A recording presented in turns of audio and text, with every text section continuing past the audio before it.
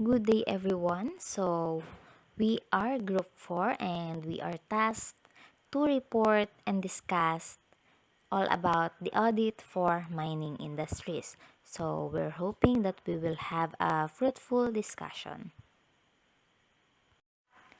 For our objectives, we have understand the mining industry, discuss the key players in the industry, identify and explain the peculiarities of auditing the mining industry, apply auditing standards, techniques, and procedures, and evaluate internal control. Apply audit standards, techniques, and procedures in the risk-based audit process. And lastly, determine planning consideration and other factors that may affect external or internal financial examinations. Now, let's start. Good afternoon, everyone. Our topic was about auditing mining industry. So, ang naka-assign sa akin is understand the mining industry.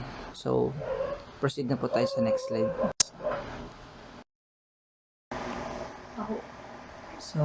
The mining industry is a crucial pillar of the Philippine economy, but it has faced challenges due to fluctuation in global market and domestic factors. The adoption of the 1986 Constitution brought about significant shift in the way mineral rights are awarded. From leasehold to contract-based models for different modes of production. This change caused temporary disruption to the industry. Concerns such as small-scale mining dominance, growing public awareness of environmental issue, and rising labor and energy costs must be addressed. Moreover, in the face of fierce regional competition for investments, it is crucial to explore new approaches and strategies that promote overall development without compromising stability not just in the industry but for the entire country. Alam naman siguro ng karamihan na the Philippines is a mineral-rich country. Ranking 5th globally in terms of gold, nickel, copper, chromite reserves. It is home to the world's largest copper gold deposit. And according to the Mines and Geoscience Bureau or MGB, the country has estimated $840 billion worth of untapped mineral wealth as of 2012. Imagine if converted siya sa ating currency, nagkakalaki ito for about 46,351,200,000,000. Ang laki. Around 30 million hectares of land in the Philippines are considered to be potential areas for metallic minerals, with 9 million hectares having high mineral potential. As of 2012, the estimated deposit of metal in the country is 21.5 billion metric tons, while non-metallic minerals are at 19.3 billion metric tons. Punta naman tayo dito sa nature and background of specialized industry. A country's socio-economic development largely depend on the extent and composition of its natural resources. Example ng mga natural resources include forestry, minerals, and commercial source of energies like coal, oil, natural gas, and hydropower.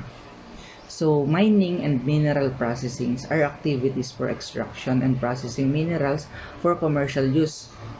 The mining sector is likely to contribute to the development of the economy of any country through success from large-scale mining companies and contribute to social economic infrastructural development within the area where the mine is located. Here are some benefits na maaaring mai-provide ng mining industry sa atin. Unang-una is the employment opportunities. The mining sector can create jobs both directly and indirectly. Direct employment includes jobs at the mine site, such as yung mga miners, engineers, and administrative staff. Indirect employment naman includes jobs that are created in supporting industries such as transportation, construction, and retail.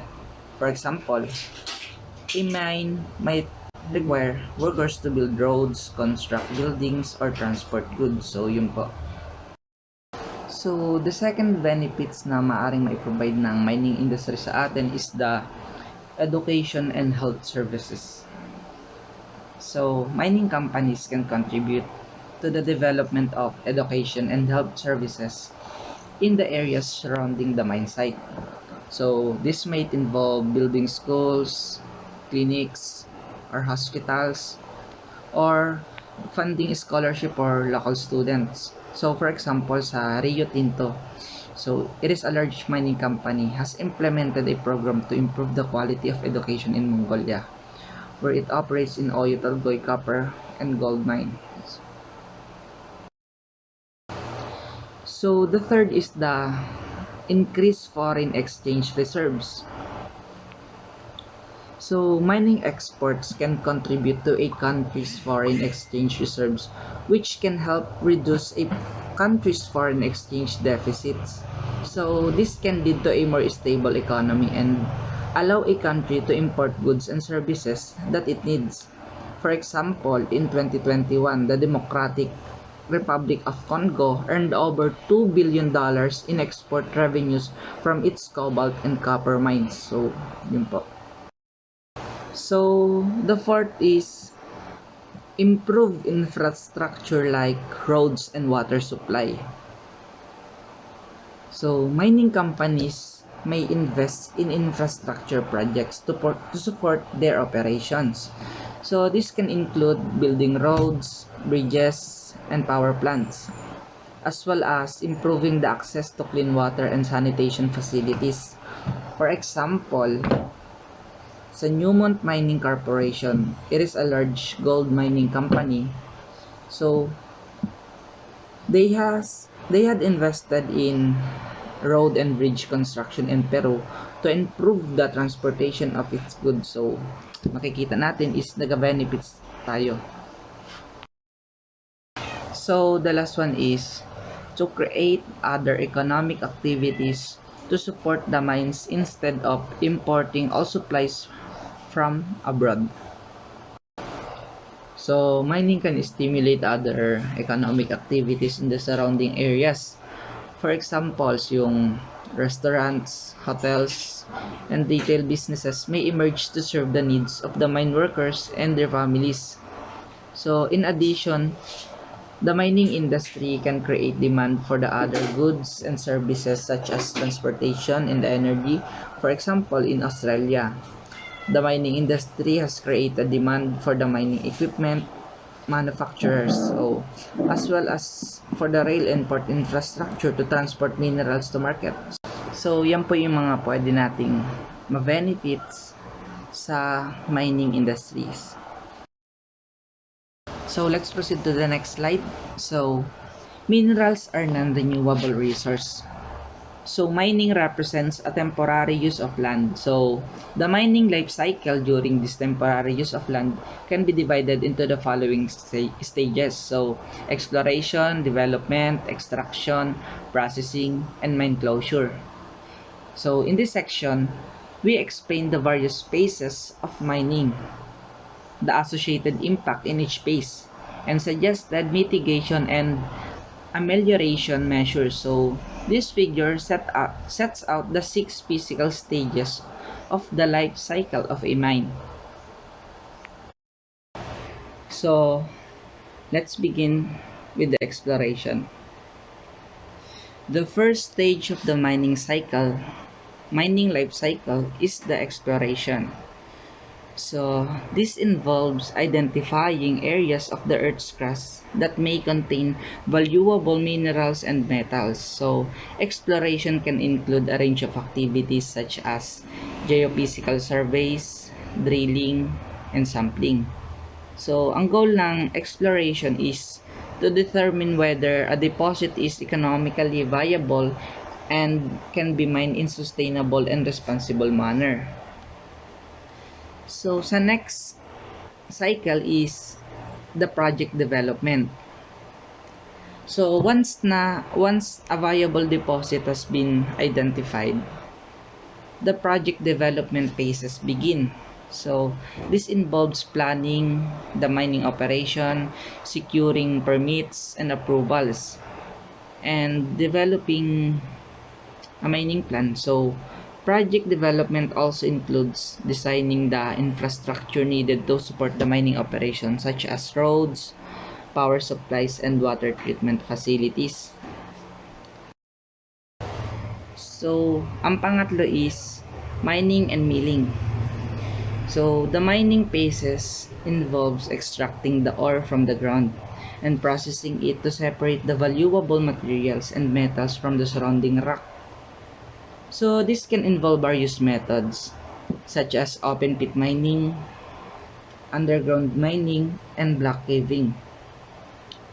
Once the ore has been extracted, it is transported to a mill where it is crushed and ground into fine powder. So, the powder is then processed using various techniques such as flotation or leaching to separate the minerals and metals from the waste materials. So, ang next naman nito is yung pang-apat, which is the smelting and refining. So, once na yung valuable materials and metals has been separated from the waste material, they are processed further to remove impurities and prepare them for use in various products. So this can involve smelting, where the metal is melted and refined to remove impurities, or vinification, where the minerals are treated to remove impurities and increase their purity.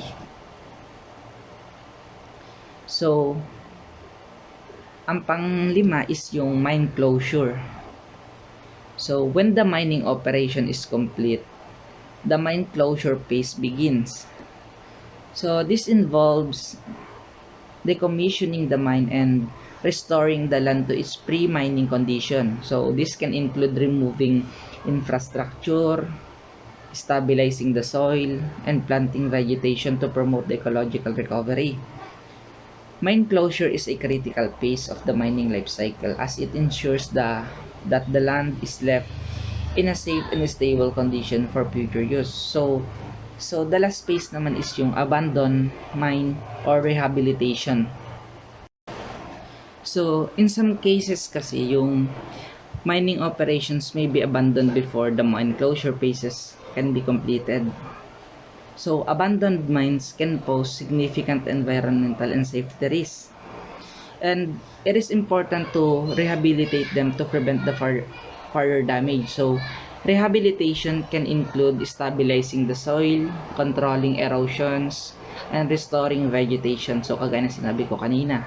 So, the goal of abandoned mine and rehabilitation is to minimize the environmental and safety risks posed by the abandoned mine and to ensure that the land is safe for future use. So overall, the mining life cycle is a complex and multi-stage process that involves a range of activities from exploration to mine closure and rehabilitation. It is important for mining companies to prioritize responsible and sustainable practices at every stage of life cycle to minimize the environmental and social impacts of their operations. So next slide, dito na tayo sa audit considerations. So simulan natin dito sa audit consideration and trends for the industry or for the mining industry. So auditing the mining industry requires an understanding of complex and dynamic nature of industry, as well as the various environmental, social, and economic risks and impacts associated with mining activities. So, the following are some audit consideration and trends for mining industry. So, unang-una is yung compliance with environmental and social standards. So, auditors should assess whether the mining companies comply with environmental and social standards set by government regulation and international standards such as ISO 14001 and the Equator Principles. So, second is management of social and environmental risks. So, auditors should evaluate the adequacy of a company's risk management system for addressing social and environmental risks associated with mining activities such as land use, water management, and waste management. So, the third is governance and transparency. So, ang auditor daw po should assess the governance structure of mining companies and evaluate the transparency of their operations including financial reporting and tax compliance. So, sa pang-apat, ito naman yung sustainable development and community engagement. So, ang auditor daw po dito should assess whether mining companies have implemented sustainable development practices and have engaged with local communities in a meaningful way. So ang last nito is emerging technologies and innovation. So dito naman, auditors should keep abreast of emerging technologies and innovation in the mining industry, such as automation and digitalization, and evaluate the potential risks and benefits of these technologies for mining operations. Ayun. So overall, auditing the mining industry requires a holistic and multidisciplinary approach to ensure that mining activities are conducted in a responsible and sustainable manner, while also contributing to the economic development of the country. So, in audit consideration, so here are some key financial concept in the mining industry. So, unang-una is yung revenue.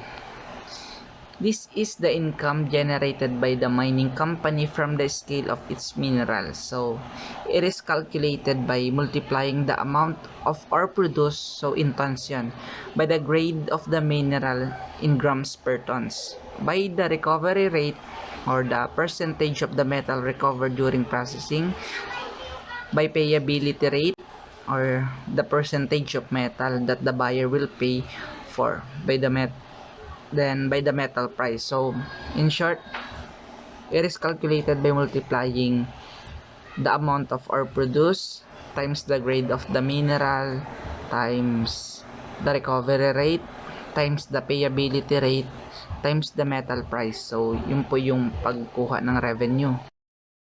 The second key financial concept in mining industry is the royalties.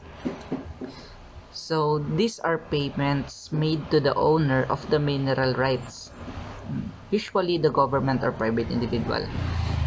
So, owner of the mineral rights based on the percentage of the revenue generated by the mine. So, for example, a royalty of 2% net smelter return means that 2% of the revenue from the sale of the minerals will be paid to the royalty owner. Next is the operating costs. So, ito yung mga expenses na na-incurred by the mining company to extract and process minerals.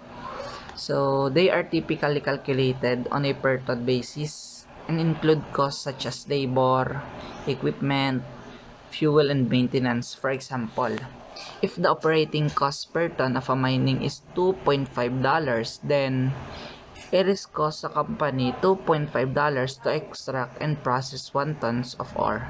So, yun po. So, ang pang-fourth natin is the capital cost. So, ito yung mga expenses naman associated with buildings and maintaining a mine. So, they include both initial capital costs such as constructing the mine and installing equipment, as well as sustaining capital costs, so such as replacing equipment and maintaining infrastructure. So, capital costs are typically amortized over the life of a mine. So, ang next naman natin is the reclamation costs. So, these are the expenses associated naman with restoring the mine sites to its original state after mining has ended. So, reclamation costs are accrued for accounting purposes but are not typically included in a cash flow models. So, next natin is depreciation. So, may idea naman tayo kung ano ito. So, this is the decrease in the value of a mine's assets over time due to wear and tear and obsolescence. So, depreciation is calculated as percentage of production over the entire life of the mine. So, ang next naman natin is taxes. So, mining companies operating in multiple countries must navigate complex tax codes and royalty agreements. So, in addition to standard corporate taxes, there may be mining-specific taxes such as resource rent taxes and windfall profit taxes. So, and the last one is the changes in working capital. So, the changes in accounts receivable, inventory, and accounts payable can have a significant impact on a mining company's cash flow. So, for example, if a company is waiting to be paid for the minerals it has sold, its account receivable will increase, which may affect its ability to pay bills or invest in new equipment. So, dito na po nagtatapos ang aking report. Proceed na po tayo sa next reporter. So, ayan, we're done po for the first part of our reporting, reported by France. Then, ako naman po tayo dito sa second part, which tackles the key players in the mining industry. So, dito po sa part ko is, we will identify and define those key players included in the mining industry. Key players in the mining industry. Based on my research, I have identified 6. They are mining companies, suppliers, government, community, investors, and industry association. We are all familiar in these terms kasi na-encounter naman na natin to sa ating mga previous subjects and lessons. So sabi, meron daw tayong 6 na key players sa mining industry. And these are the followings. Mining companies. Sino nga ba sila? They are the primary actors in the industry. They are responsible for extracting minerals and other resources from the ground. Some of the largest mining companies in the world include BHP, Rio, Tinto, and Vale. Suppliers naman, sila naman daw yung nagpo-provide ng equipment and services to mining companies. Example nito ay drilling rigs, trucks, and conveyor belts. Sometimes, suppliers also provide maintenance and repair services as well as consulting and engineering services. The other one is the government. National and local government play an important role in regulating the mining industry and granting mining licenses. So, yun yung role nila doon sa ating mining industry. They may also collect royalties and taxes on mining activities which can generate significant revenue. For the community naman, mining companies often operate in or near local communities and may have significant impacts on the government, local economies, and social structures. Engaging with local communities and addressing their concerns is essential for sustainable and socially responsible mining practices. So, may role din na ginagampanan yung ating community kasi before daw mag-operate yung isang mining companies, kailangan may good relationship sila sa community. Investors. Mining companies require significant capital investment to finance exploration and development activities. Investors may include individuals, institutional investors, and private equity firms. Siyempre, kasama din yung mga investors kasi diba malaking amount yung kailangan natin bago tayo, kung tayo ay papasok sa mining industry. So, kailangan mo ng maraming investors para maka-generate ka ng large amount ng capital. Then, industry associations. These are many industry associations that represents the interest of mining companies and related businesses. These associations may provide networking opportunities, advocacy services, and access to industry data and analysis. Siyempre, kapag kasali ka sa isang association, mas lalaki yung mga acquaintance mo. Kung ikaw isang mining company, lalaki siya. So, parang mas magiging malaki or madaming opportunity na makilala yung mining company mo and mas marami kang investors na makikilala. So, they are the key players in mining industry, the mining companies, suppliers, government, community, investors, and industry association. As I have said earlier, national and local governments play an important role in regulating the mining industry and granting mining licenses. Governments may also collect royalties and taxes on mining activities, which can generate significant revenue. So, for this slide, mas itatakal pa natin kung ano pa ba yung ibang government responsibilities in the mining sector. So, we have 5. Number 1, evaluating mining development options. 2, ensuring the responsible development of natural resources.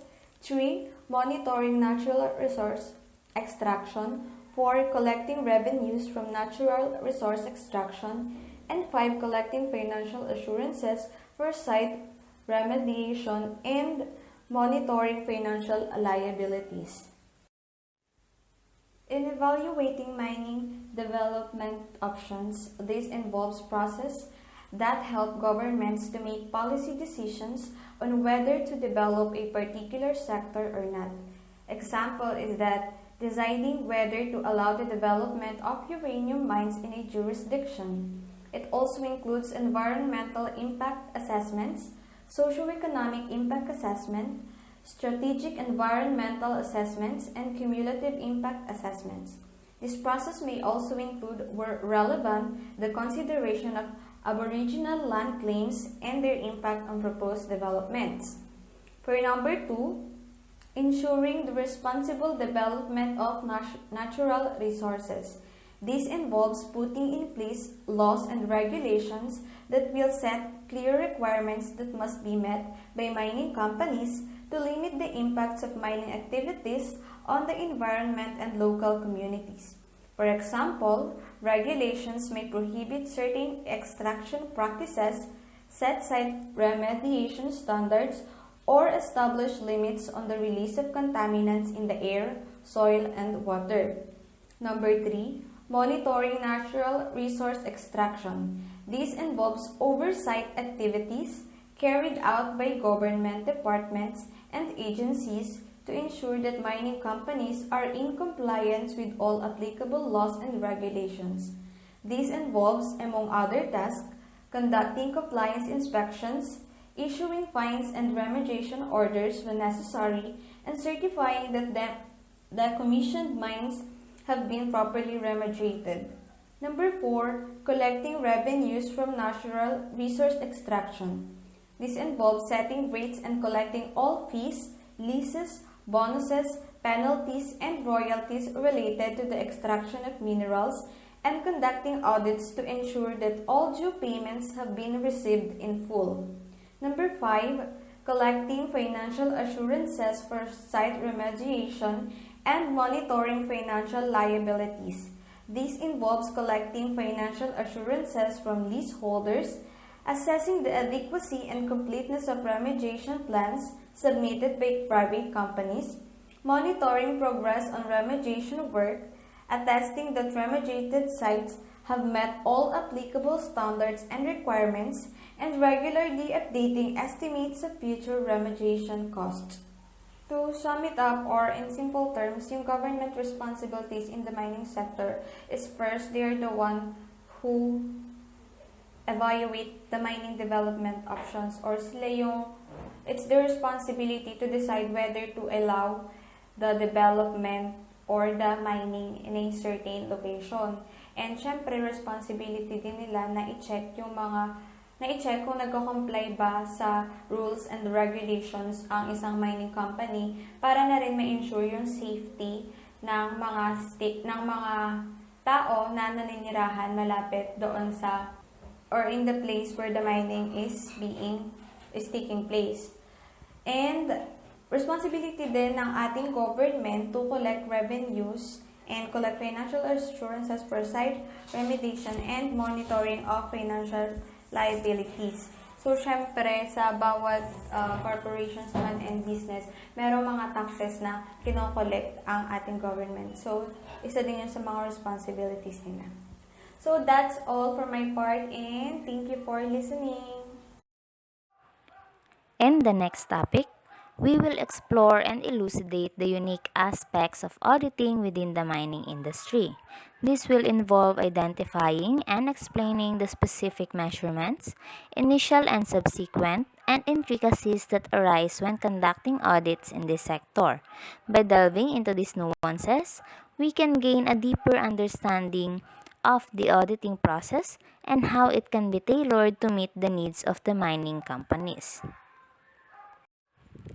Firstly, let us discuss the accounting standard that is utilized in this field, which is the Philippine Financial Reporting Standards, PFRS 6, Exploration for and Evaluation of Mineral Resources. The PFRS 6 is a set of guidelines that outlines the accounting and financial reporting requirements for companies involved in the exploration and evaluation of mineral resources, specifically the mining industry. It provides a framework for the recognition, measurement, and disclosure of exploration and evaluation assets as well as the impairment of these assets.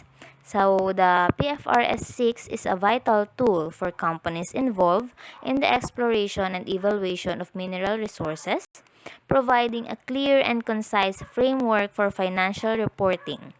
By following this standard, companies can ensure that their financial statements are accurate, transparent, and trustworthy, promoting the growth and sustainability of the industry. It applies to the exploration and evaluation that it incurs, such as search for mineral resources, including mineral oils, natural gas, and similar non-regenerative resources after the entity obtained legal rights to explore in a specific area, and determining the technical feasibility and commercial viability of extracting the mineral resources, but it is not applicable to expenditures incurred, such as the mineral resources before the entity obtained legal right to explore and after the technical feasibility and commercial viability of extracting the mineral resources are demonstrable. Let's delve into the recognition of exploration and evaluation assets. According to the guidelines, these assets are initially measured at cost. So, pag sinabi nating at cost, ito yung amount na nagastos mo kasama na lahat ng mga kailangang gamitin o kinailangang gamitin to bring the said asset to its working condition for its intended use. So, similar ito sa recognition natin ng PPE. The cost includes expenditures related to various activities that are potentially includable in the initial measurement. So, ito yung mga kasama para ma-measure natin at cost ang exploration and evaluation assets.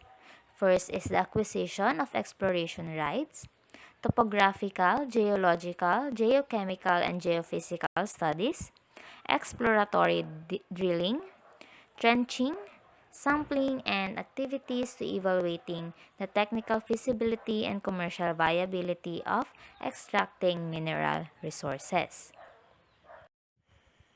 So, sa initial measurement, meron tayong 4 types of cost. First is the acquisition cost.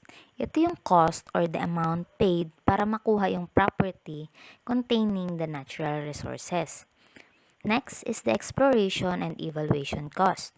Ito naman yung cost na nagamit sa pag-search ng mineral resources, pati na din sa exploration and evaluation nito bago ang technical feasibility at commercial viability. Third is the development cost, which is the cost incurred to exploit or extract o para kunin ang natural resources that has been located through successful exploration. And lastly, meron din tayong estimated restoration cost o yung cost na necessary para mabalik sa original state yung property. So, let's now move on sa subsequent measurement o yung measurement after the recognition. So, according pa rin sa PFRS 6, after ng initial measurement natin, we can apply either the cost model or the revaluation model. So, sa cost model, we measure it by deducting the accumulated depreciation or amortization sa cost, while sa revaluation model, it is carried at the revalued cost. Ito yung fair value at the date of revaluation less the subsequent depreciation or amortization. Take note lang na kapag ang gamit ay revaluation model, gamitin nating guide ang PAS 16 or for PPE at PAS 38 for intangible assets for their classifications. We'll now talk about depreciation, depletion, and amortization o yung tinatawag na DD and A dito sa mining industry. So, it is an accounting technique na ginagamit ng entity to match the cost of an asset to the revenue generated by the asset over its economic useful life. So, depreciation is a measured conversion of the cost of the tangible asset. Siyempre, tangible dapat, 'di ba, yung asset kapag dine-depreciate kasi wala naman tayong i-depreciate kapag hindi. So, it is the measured cost of the conversion of the cost of the tangible assets into an operational expense. So, alam naman na natin kung ano ang depreciation. Let's now talk about depletion. It is a systematic and rational allocation of the cost of extracting natural resources. So, ito na yung actual physical reduction ng natural resources. While yung amortization naman ay measured conversion din ng cost, pero ito naman ay para na sa intangible assets. Next is the changes in accounting policy.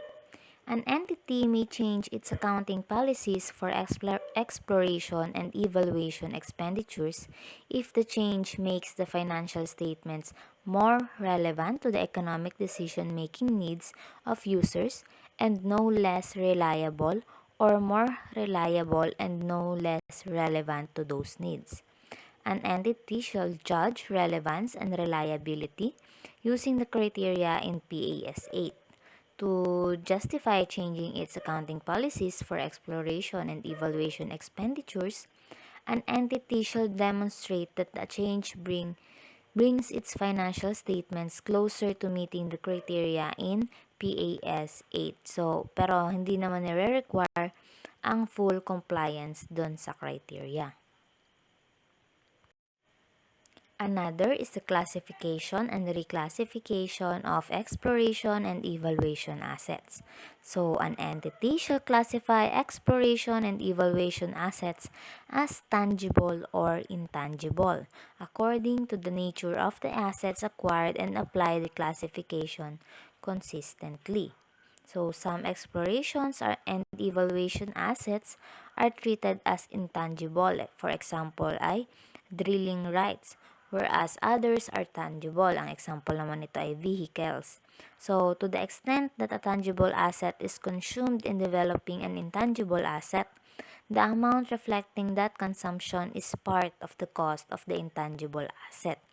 However, using a tangible asset to develop an intangible asset does not change a tangible asset into an intangible asset. An exploration and evaluation asset shall no longer be classified as such when the technical feasibility and commercial viability of extracting a mineral resource are demonstrable. Exploration and evaluation assets shall be assessed for impairment and any impairment loss recognized before reclassification. So, meron binigay na guidelines or circumstances that indicates that an entity should tax exploration and evaluation assets for impairment. So lastly, for this topic is the disclosure. An entity shall disclose information that identifies and explains the amounts recognized in its financial statements arising from the exploration for and evaluation of mineral resources. So, an entity discloses first its accounting policies for exploration and evaluation expenditure and assets. Next is the amounts of assets, liabilities, income and expenses, and operating and investing cash flows arising from the exploration and evaluation of mineral resources. And last is the level at which the entity assesses exploration and evaluation assets for impairment.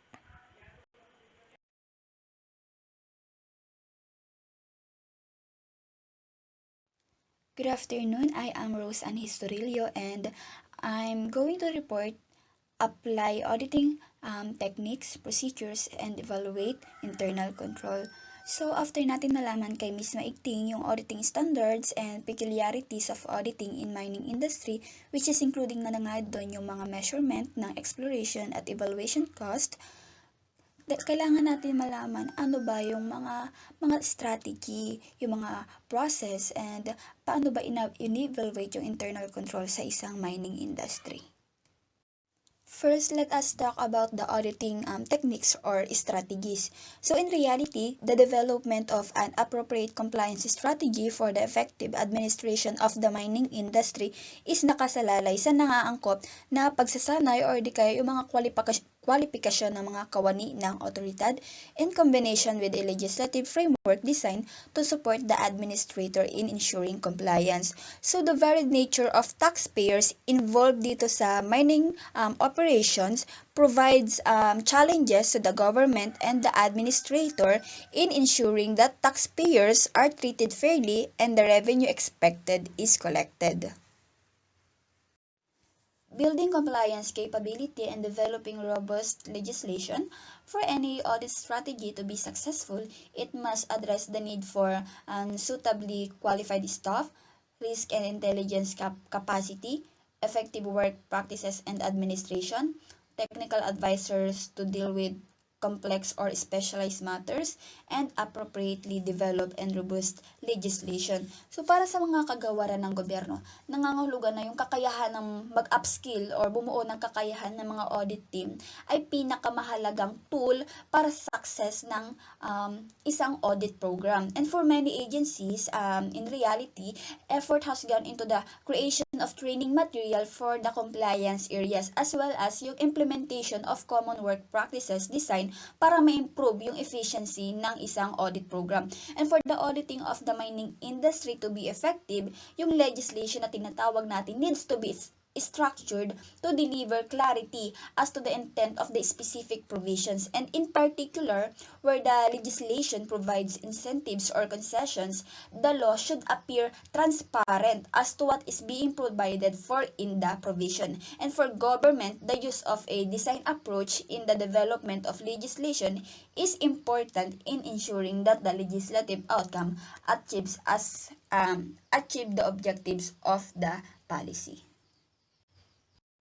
Now, let's talk about the auditing procedure or process. So, in performance audits of extractive industries, including na yung mining sector na ating pinag-uusapan ngayon, follow the same standards and general process as all performance audits. Sabi nga kanina ni Ms. Angel Maigting, auditors are required to follow the standards and audit processes applicable to their body of practice and office mandate.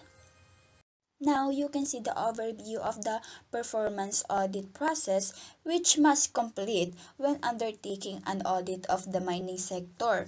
So, meron tayong 4 na phases. The first one is the audit selection, the second is the planning, the third is examination, and the fourth one is the reporting. So, we're going to discuss this one by one sa mga next slide. Before we proceed to the different phases in auditing mining sector, in reality, karaniwan na ino-audit ng mga external auditors in mining industry is yung yung tinatawag nating revenues from extraction of minerals and yung financial assurances for site remediation. So, gaano nga ba ka-importante to audit these two? The revenues that governments derive from natural resources are significant at ito yung ginagamit to finance valuable social programs, services, and infrastructure.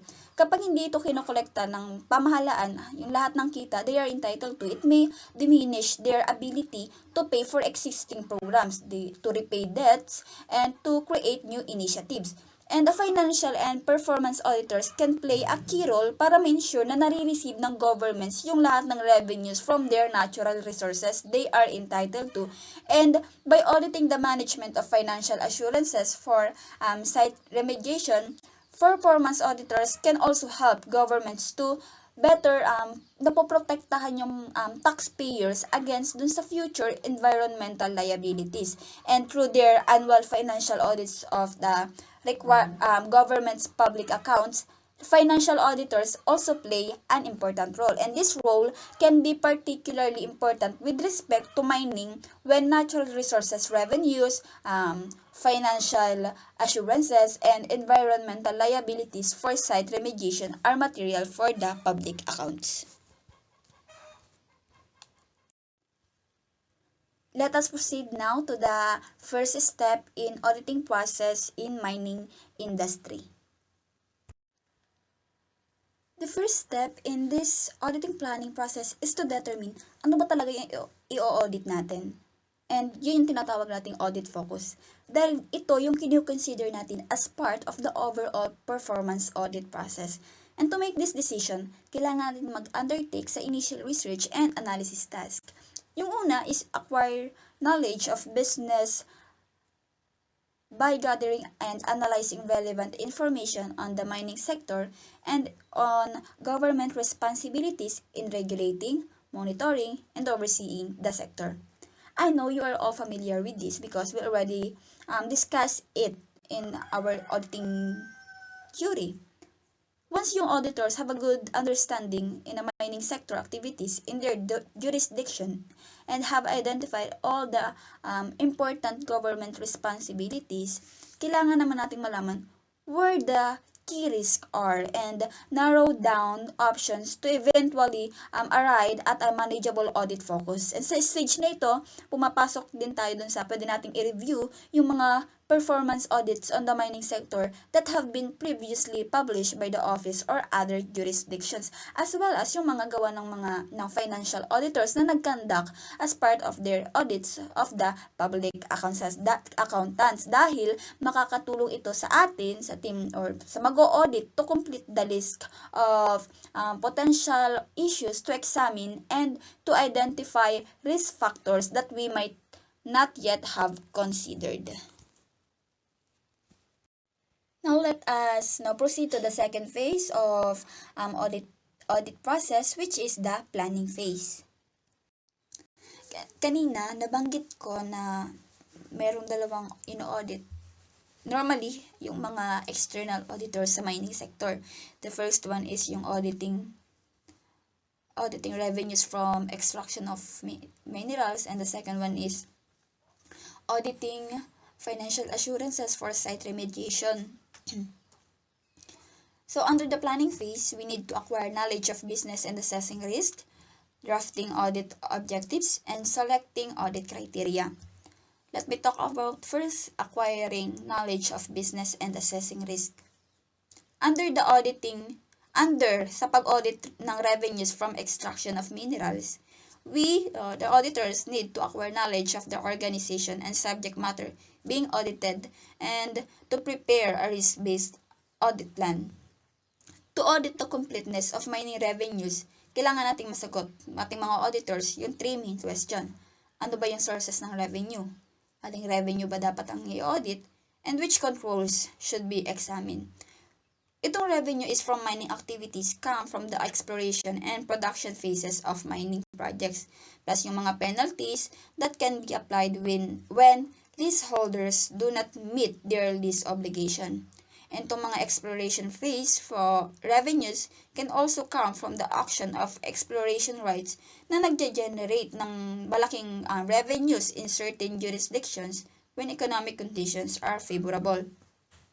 Yung revenues from production phase of mining projects come from royalties which can be substantial in many jurisdictions. It also comes from fines paid by private sector, and for each source of revenue selected for audit, a number of areas can be examined, including yung design ng revenue framework, processing of payments, internal review and auditing of payments, and measures adopted to increase the transparency of payments and prevent and detect fraud. Under naman dun sa pag-audit ng financial assurances for site remediation, the mandates, the roles, and responsibilities of the public sector organizations involved yung pag-collect and managing financial assurances for site remediation of mines. And tayong mga auditors can obtain information sa tatlong key subject areas.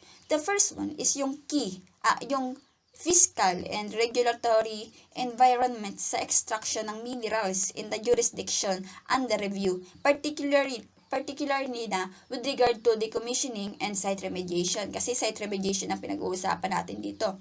The second one is yung structure of the industry in the jurisdiction. And the third one is the public sector policies and processes that pertain to assessing and collecting financial assurances for site remediation, as well as yung mga resources available to implement relevant policies and programs.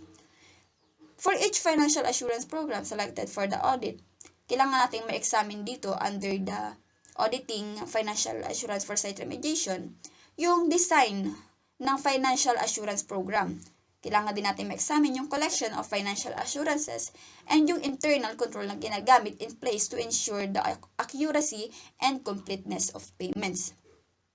So the second one in planning phase is drafting audit objectives. So itong napaka-familiar tayo dito sa audit objectives, and the objective of an audit will look at the completeness of revenues from the extraction of minerals, and the financial assurance for site remediations will depend on whether that is the sole focus of the audit. If the audit will broadly examine the development of the mining sector, including yung collection of royalties or other fees, then a general objective will be appropriate. Remember that an audit can have one or several objectives depending on office practice or yung pinaka-depth ng audit, and whether or not sub-objectives are used. Some objectives can be included in audit plans, but authors must still conclude on their main audit objective, kasi yung ibang mga audit offices hindi man sila gumagamit ng sub-objectives.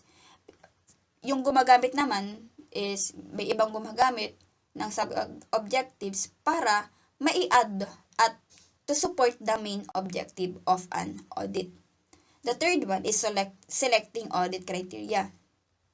So itong audit criteria tinatawag natin, it represents the standard that audited organizations are expected to meet. Audit criteria is yung key contributor sa audit strength and potential impact. And audit procedures focus on determining whether the criteria are met or not met. And the suitable criteria are relevant, complete, reliable, neutral, and understandable, which is very familiar kasi napag-aralan natin to sa ating auditing theory. And the finding suitable criteria is a challenge daw for any performance audit, especially when there is no recognized source of accepted criteria. So, sa next slide, ipapakita ko lang yung some of the criteria in auditing mining sector. So, these are the examples of audit criteria for auditing mining revenues. Design of the revenue framework. So, marami tong criteria na to. Hindi ko lang nilagay lahat. Yan. Marami to. These are just some of the audit criteria pagdating sa auditing mining revenues. Ito naman yung audit criteria for auditing mining revenues. Under siya ng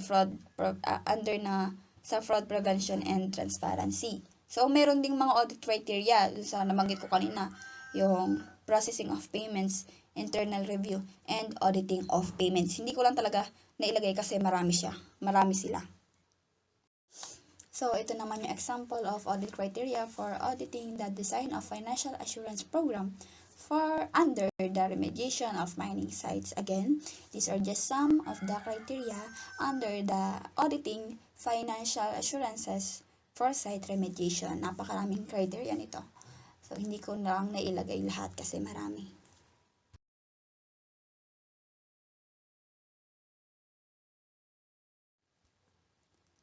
Now, let us now proceed to the third phase of the audit process in the mining sector, which is the examination phase. So, during the examination phase of a performance audit, audit teams must conduct procedures that will yield sufficient appropriate evidence to determine whether the audit criteria are met, conclude an audit objectives, and document and support those conclusions. And ultimately, yung audit team has to plan audit procedures that will provide sufficient and appropriate evidence while respecting the audit's budget. However, yung planning and conducting audit procedures may not always be straightforward in an audit of mining revenues.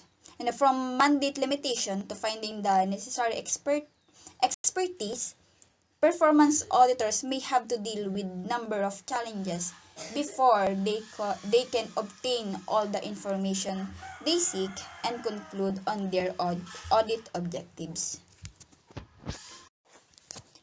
So here in examination phase, documentary, testimonial, physical, and analytical evidence can all play a role in audits of mining revenues, and the main sources of evidence that will be useful in this context are review of related documents. So here in review of related or relevant documents, by their nature, performance audits rely heavily on documentary evidence, and audits of mining revenues are no exception. So tayo mga auditor, kailangan natin i-consider yung everything from evidence of the rules of the government organization and mining companies have to meet to evidence that the controls have been put in place and are functioning as intended. Kailangan yung documentation needs to be gathered, reviewed, and ma-analyze by auditor, then i-add dun sa audit file if it is deemed relevant to support audit observation and conclusion. Dito naman, under sa interview, in-interview natin yung mga key managers, yung staff ng organizations na responsible for collecting the mining revenues, which can be valuable testimonial evidence in an audit of mining revenues. And also, yung interviews of industry association, yung relevant stakeholders, and the representative of other jurisdiction may also be useful depending dun sa specific audit focus. So, pangatlo is testing of control and IT system.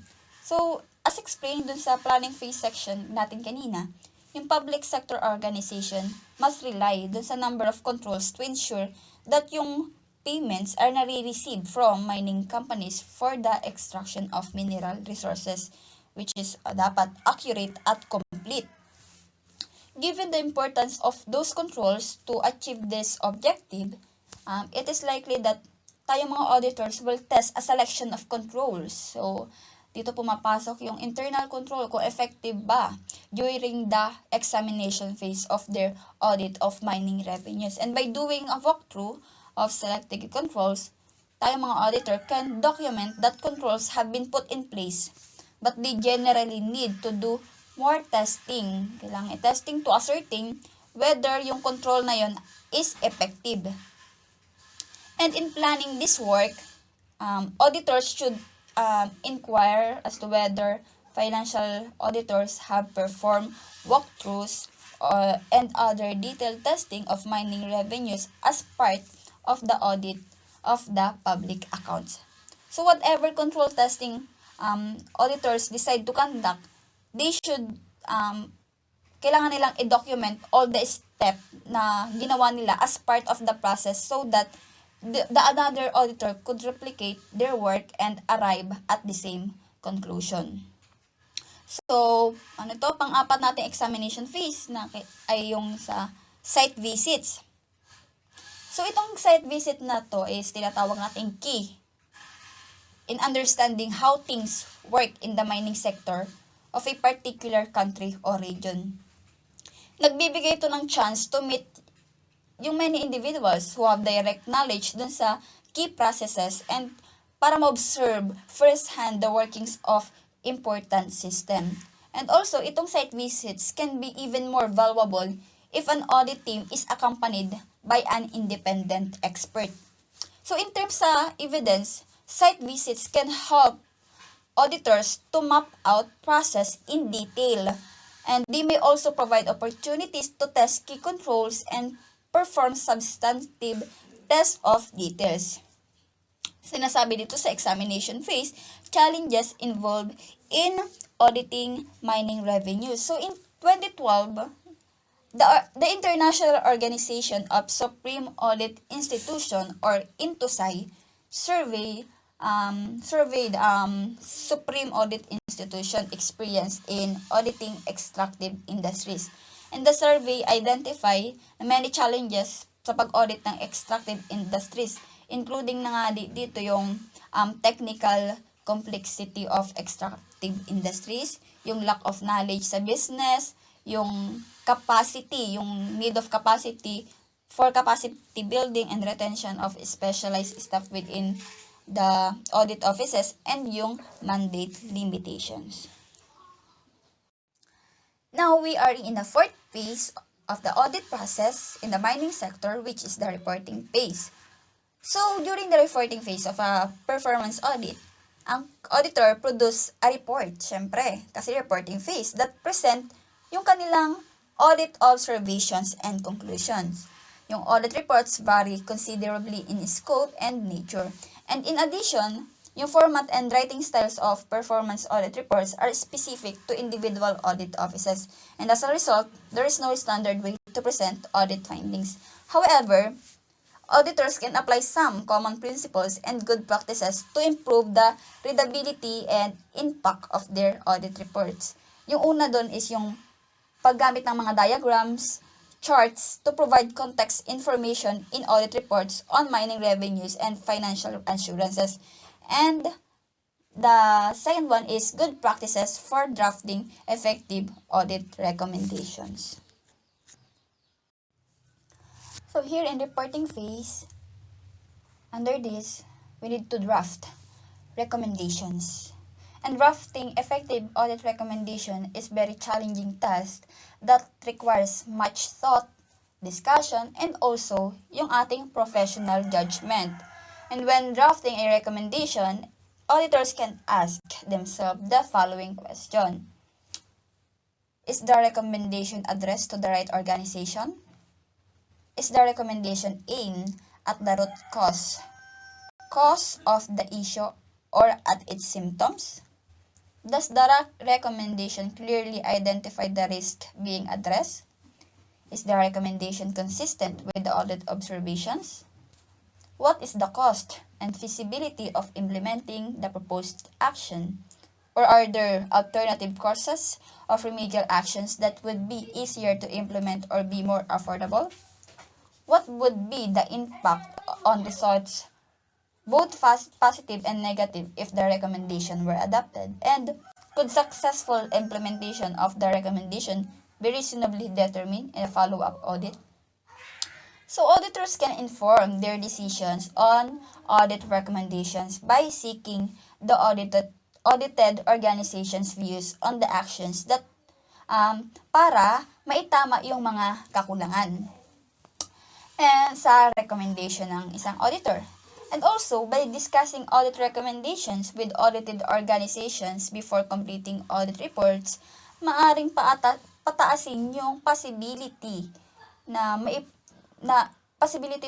mai-recommend ng isang auditor and will lead to positive change.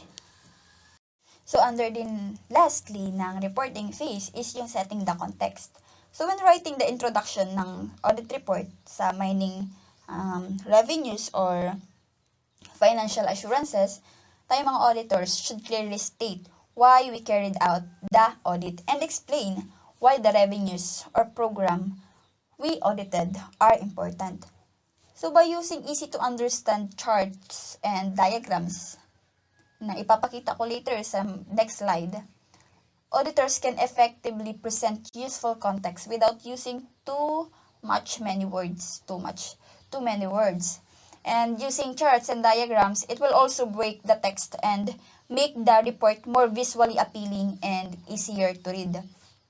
However, sa pag-prepare ditong charts and diagrams, it will require some planning success, and it will be thinking about the presentation formats and the necessary data na in the audit. We should just remember that the information na gagamitin natin sa charts, diagrams, graphs, must be subjected to rigorous quality assurance in the same way as other types of audit evidence. So, as you can see, this is the example of a diagram showing the different extraction methods used for a particular mineral. So this is the example of diagram showing the value of extracted minerals in each province of a country for a given year.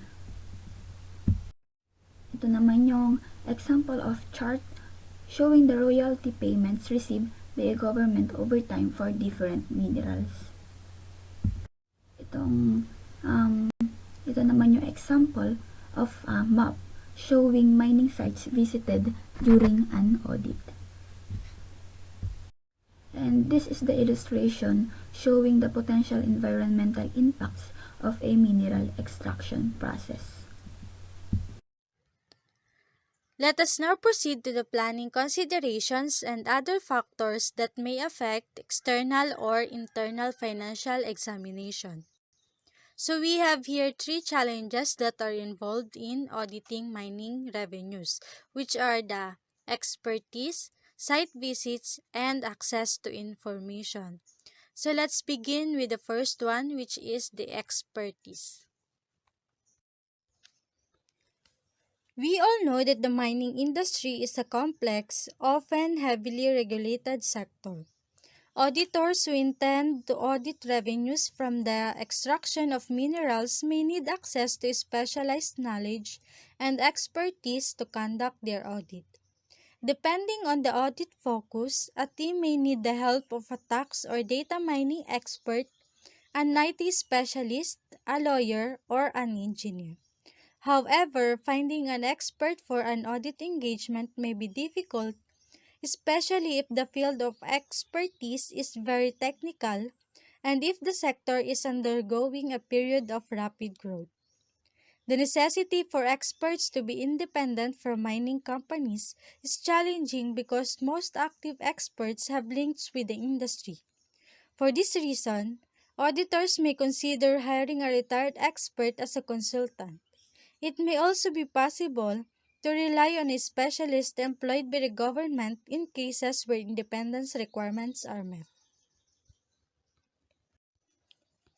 Another challenge is site visits.